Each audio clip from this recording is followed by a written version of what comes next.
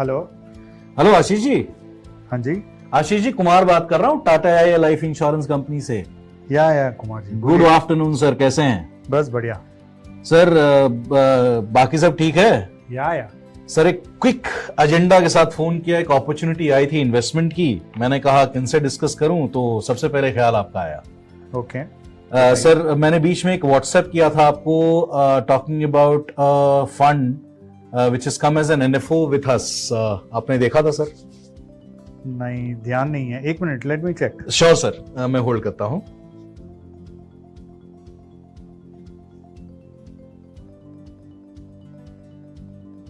हाँ, कुछ तो भेजा था आपने, बताइए ना क्या था। जी सर, चलिए मैं थोड़ा सा ब्रीफ दे देता हूं आपको sir. So sir, Tata AIA life insurance company ने एक फंड लॉन्च किया है, Tata AIA life insurance Nifty alpha 50 index fund sir, जिसका एनएफओ ओपन हो रहा है आज से, यानी 23 तारीख से, और क्लोज होगा 30 तारीख को 10 रुपए की एनएवी पे सर। सर, ये इक्विटी ओरिएंटेड फंड होगा, जो पैसिव फंड के रूप में काम करेगा, जहां पर एक्टिव फंड मैनेजमेंट नहीं होगा sir. And the best part is, इसमें अल्फा बेस्ट अप्रोच है सर, स्ट्रेटेजिकली अगर मैं बात करूं तो। अच्छा, तो ये अल्फा क्या होता है? सर, अगर मैं अल्फा की बात करूं तो इसका जो बेस फंड है which is Nifty alpha 50 index, जिसके बेसिस पे आधार पे ये हमारा भी फंड क्रिएट हो रहा है, ये ऐसे टॉप 50 जो हाईएस्ट अल्फा वाले स्टॉक्स होंगे ना, आउट ऑफ 300 के total pool of large mid and small stocks का, उनको पिकअप करेगा। और जो भी सबसे ज्यादा अल्फा देने वाले फंड होंगे, यानी सबसे ज्यादा परफॉर्म करने वाले फंड होंगे basis there price variance over the last 6 months data, उनके साथ में इन्वेस्ट करने का अपॉर्चुनिटी आपको देता है सर। Okay, very nice. और ये जो 50 सिलेक्ट करेंगे वो वैसे ही रहेंगे थ्रू आउट द टेन्योर, या चेंज होगा बीच में? सर, सबसे खूबसूरत बात क्या है सर, कि ये क्वार्टरली रीबैलेंसिंग अप्रोच के साथ आता है sir. So let me explain you what do we mean when we say quarterly rebalancing. Sir, right now maybe top 50 stocks as of now एक particular diversification के साथ large mid और small sectors में available हैं। कल उठ करके हो सकता है in the next quarter the some of these stocks may not perform as well as the other stocks whom I have not picked up. So very simply put, top 50 जो alpha generating stocks होंगे ना, उनको ही हम pick करेंगे हर quarter के बाद में। तो अगर कोई स्टॉक परफॉर्म नहीं कर पाया अगले क्वार्टर तक में, तो उसको निकाल करके दूसरे स्टॉक को अंदर ले आएंगे टॉप 50 के रेंज के अंदर सर।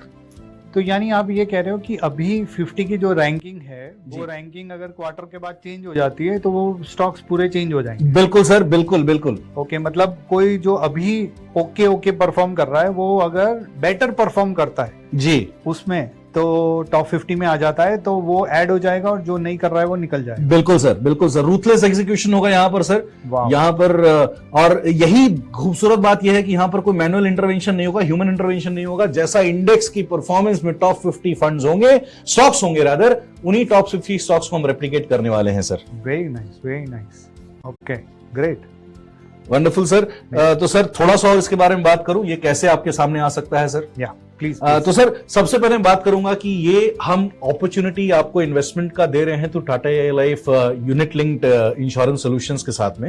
अगर मैं इसके बारे में top 3 reasons for you to invest की बात करूं, तो सबसे पहला कारण ये है कि सर, ये सिर्फ एक फंड के साथ अवेलेबल नहीं है। ऐसे 20 डिफरेंट फंड्स हैं हमारे पास, 20+ डिफरेंट फंड्स है टाटा एआई लाइफ में, जहां पर आप हाइब्रिड डेट, हाइब्रिड और इक्विटी के ओरिएंटेशन के बेसिस पे आप इन्वेस्टमेंट कर सकते हो। एंड सबसे अच्छी बात क्या है sir, during the investment tenure, let's say 3, 4, 5, 7 years later, if you feel that, or nearing the maturity अगर मैं देखूं, आपको लगता है कि you want to switch from one fund to the other, you can do that at absolutely zero cost, and you can do that multiple times during your investment investment duration as well sir.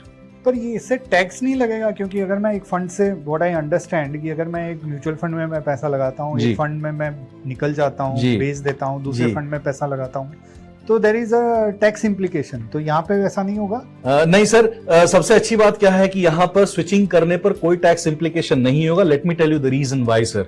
Sir, जहां तक मैं जानता हूं आपको, आपने अभी तक because of the NFOs only you are waiting for some of these kind of NFOs to come and you wanted to invest then only in ULIPs, is what I understand. तो sir, as per regulatory norms, up to 2.5 lakh rupees of investment done in a ULIP plan, that money will never be taxed, sir. There is no long-term capital gain tax implication on that, sir.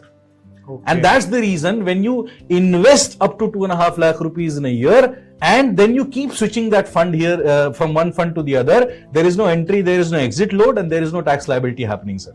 Okay, because this is happening within one product only. बिल्कुल sir, बिल्कुल sir, ये मेरा पहला reason था आपको बताने का। दूसरा जो बेनिफिट है सर वो ये है कि ये प्रोडक्ट 10 गुना इंश्योरेंस कवर के साथ आता है, वो बेसलाइन इंश्योरेंस कवर हम देते हैं सर।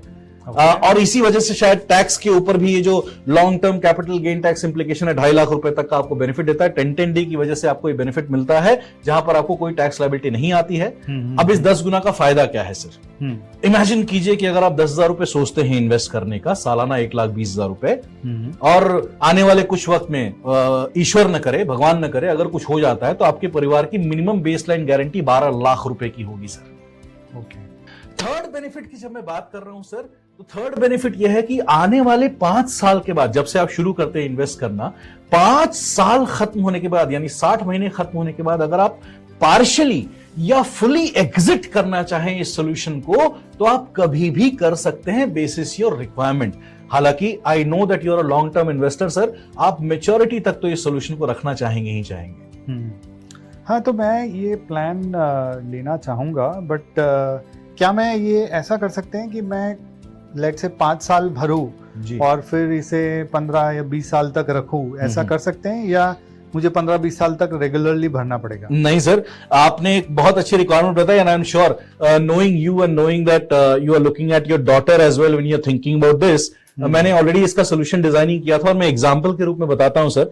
अगर आप 10,000 रुपए महीने का इन्वेस्ट करते हैं, 1,20,000 रुपए साल का, 5 साल में 6 लाख रुपए, तो अगर मैं क्योंकि अल्फा इंडेक्स फंड अभी लॉन्च हो रहा है सर 10 रुपए की एनएवी पे, मैं उसके रिटर्न्स के बेसिस पे नहीं जाता हूं, बट मेरा टॉप परफॉर्मिंग फंड के बेसिस पे अगर मैं जाऊंगा, 28.74% का CAGR जिसको मिला हुआ है पिछले 5 साल का, अगर मैं बात करूं, वो है मल्टी कैप फंड। अगर मैं उस रिटर्न के बेसिस पे एक्स्ट्रापोलेट करूं सर, तो 15वें साल की आपकी मेच्योरिटी, 5 साल भरने के बाद 15वें साल में आपकी मेच्योरिटी करीबन 1.28 लाख करोड़ की होती है सर। माय बैड, 1.28 करोड़ की होती है सर। बट ये तो बहुत एग्रेसिव आप सोच रहे हैं, 28% शायद रिटर्न फ्यूचर में ना हो, बट मान लीजिए अगर 20% के करीब रहा तो कितना पैसा बनेगा सर? 20% पे ये 6 लाख रुपए आपको 15वें साल में 50 लाख रुपए देगा sir. Okay, I think that's a good horizon जी। I think we should go about it. Wonderful, sir. Sir मेरा यहाँ पर 2 सवाल है, if you are okay with me to ask. The first one is 10,000 ही आपको ऐप्ट लग रहा है या 15 या 20 के हिसाब से भी देख सकते हैं, कीपिंग द 2.5 लाख रुपए in the ambit? I think we can go ahead with 20,000 a month. Wonderful, sir. per month कर सकते हैं. Okay, sir. And अगर मैं 2,40,000 के हिसाब से देखूं तो I'm sure इसमें आप स्पाउस को नॉमिनी रखना चाहोगे? Yeah. Wonderful sir. तो then in that case sir, आप हम यहाँ डिजिटली भी इसको प्रोसेस कर सकते हैं। इसके लिए क्विक KYC डॉक्यूमेंट लगते हैं एंड आप डिजिटल पेमेंट भी कर सकते हैं सर, और ECS मैंडेट के थ्रू या फिर डायरेक्ट डेबिट के थ्रू आप इसको हर महीने के डेबिट के लिए रख सकते हैं सर। उसका भी प्रावधान है हमारे पास में। So shall we go ahead sir? Yeah definitely, आप मुझे बताइए आगे क्या करना है, तो we can immediately start. Sure, sir. So I'm just immediately connecting and starting your proposal form. I'll connect with you again so that we can complete the entire documentation and payments. Yeah, definitely. Thank you, sir. Thank you for this, sir. Yeah, bye.